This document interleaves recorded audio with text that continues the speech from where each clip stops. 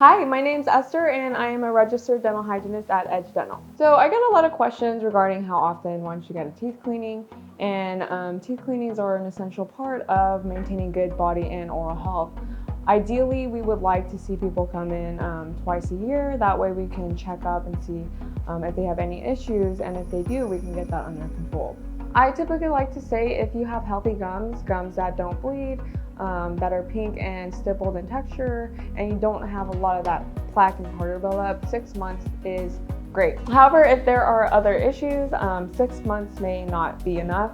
If there are signs of gum disease such as bleeding gums, spongy red tissue, and or bone loss, 3 to 4 months may be necessary to maintain and properly control gum disease. If gum disease is left untreated, it can turn to something more severe. So that's why it's important to visit the dentist and get your cleanings.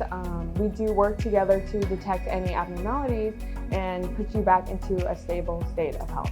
To me, it's important that my patients feel comfortable at all times, whether it starts from them calling to come in for the first time or them walking into the office. I want them to come in at ease knowing that we are here to take care of them. So dental anxiety is a real thing, and I personally believe what makes the biggest difference between one office and the other are the people that work there. You want someone who's knowledgeable, you want someone who genuinely cares about you, and this is what we strive to do here at Edge Dental.